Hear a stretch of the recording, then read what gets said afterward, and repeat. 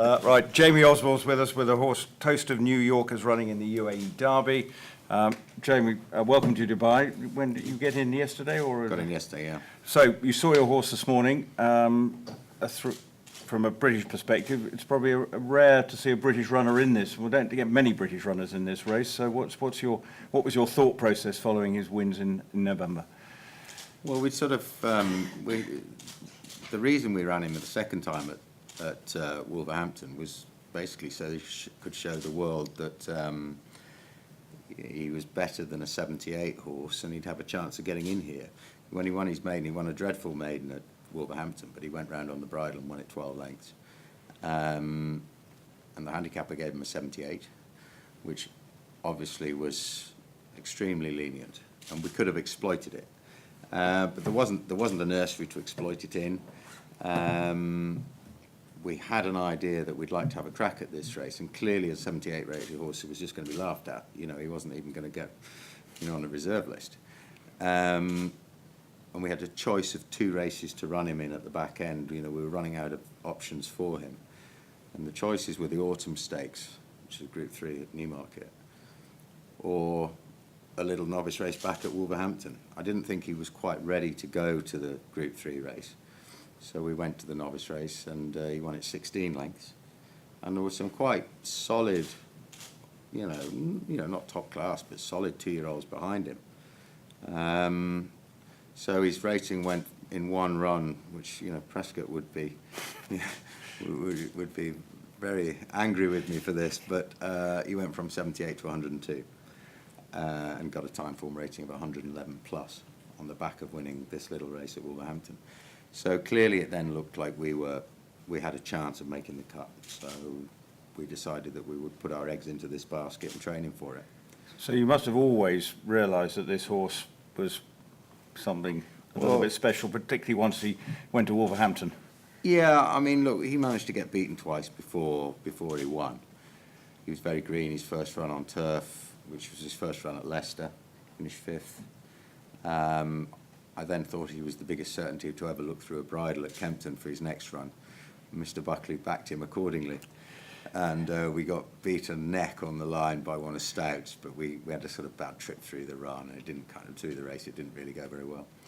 But he learnt a lot from that, and then he really copped himself on for his last couple of runs. So obviously your expectations, presumably not having that many runners here, you obviously feel that you're not making up the numbers here. You are in with a genuine chance if he can cope with everything that goes on. This is a big leap, isn't it? I would hate to think that we were here just to make up the numbers. I mean, I haven't had a horse of his quality for some years, and we've brought horses here for the Carnival, and nothing has made the cut for World Cup night. We had one winner here at the Carnival. But I'd have to say, for the last 5 or 6 years, we've lacked a bit of quality in the yard, and he stood out from the middle of last summer as being just a bit different to the rest.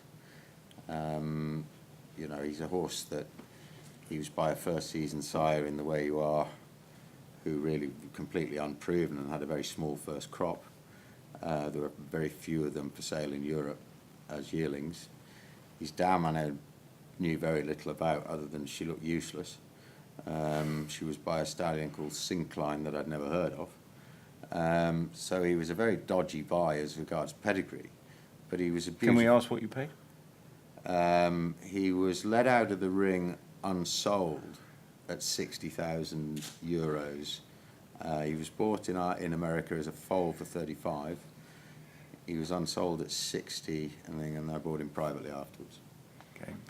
So no, is the answer. Well, we sort of got it. Okay. But you've sort of given an idea that it wasn't. But where, in the horses that you've had, where do you think the potential is? This up there with... Well, look, we were lucky, and I was lucky enough to have a champion 2-year-old, many years, 10 years ago, in Milkit Mick, who won the Dewhurst. And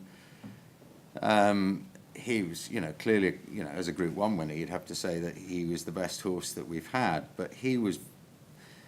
He came back and won a Grade 1 in America as a 5-year-old, but realistically he was an out-and-out 2-year-old that was very mature, and was probably never going to be better than the day that he won the Dewhurst.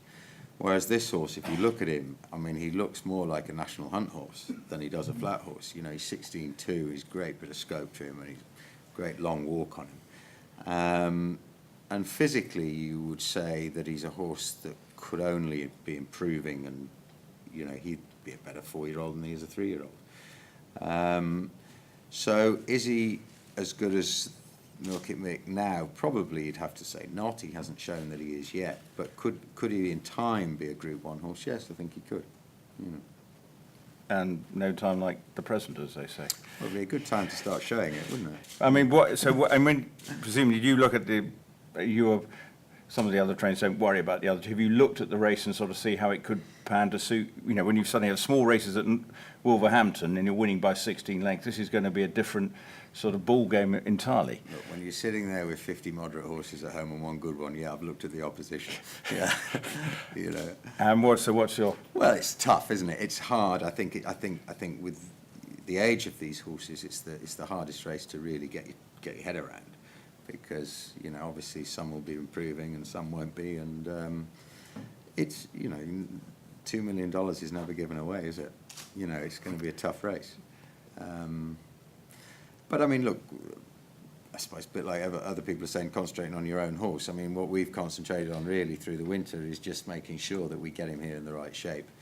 We only really knew we were getting in a fortnight ago, but we've trained him all the way through the winter as if we were definitely going to get in. He's been to Kempton a couple of times for little scoots around there, so that to try and mimic. We had a sort of little mini race round there about 3 weeks, a month ago. So give him a bit more experience, and so he's not coming here completely, you know, raw, you know, having not run for 148 days, I think it is. So, you know, we've tried to do everything to make sure that, you know, he'll bring his A game here. And, you know, obviously there's always a fear of the travelling, how they're going to take that, how they're going to take the heat and everything. Touch wood, he only lost 4 kilos in transport, and he's put 2 of them back on already. I would say he'll be back up to his normal weight by tomorrow. And we've loads of work done with this horse at home. I mean, you know, I tried all the time through the winter to be slightly ahead of the game in case we got a freeze up or snow at home, and I was going to have to sit and wait with him for a little bit. So we didn't have that. You know, we had plenty of water. Plenty of water, but thankfully our gallops stood it well. So, no, you know, if I'd have settled for where he is now at the start of this project, when we started thinking about it, you know, you obviously don't want to be coming here unless you do feel that your horse is in great form. And if at any stage through the winter we'd have felt this just isn't happening, we wouldn't be here. But, you know, he's done some good work, and I'm sure he won't be an embarrassment.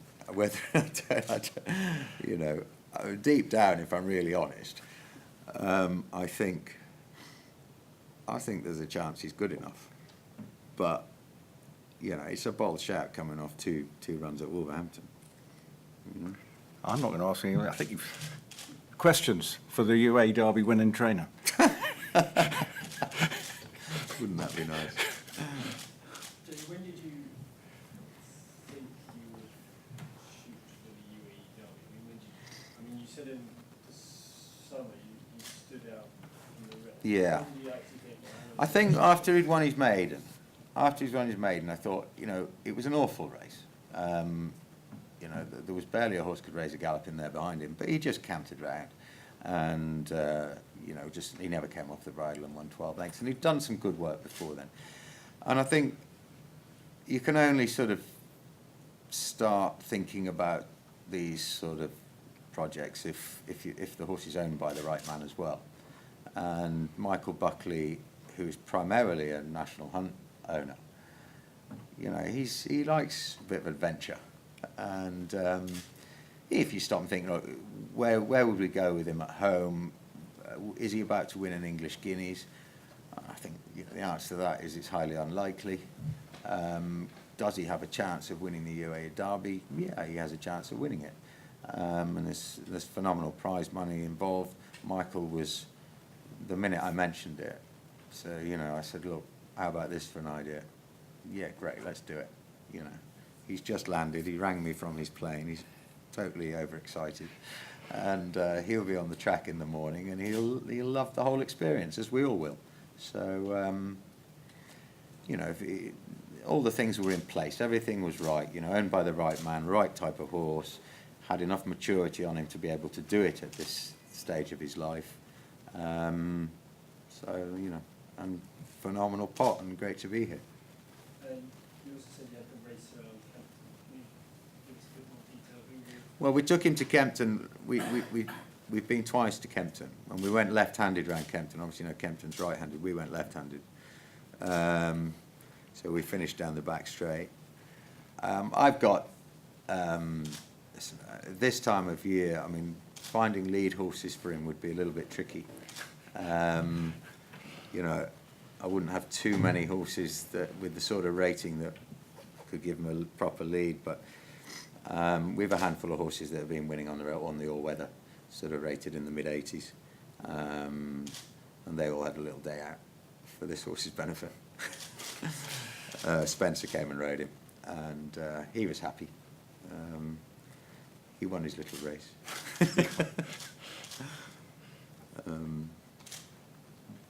Any more? Well, just lastly, the race you won by 16 lengths, I think you went off 10 to 11. Do you guys have any of that?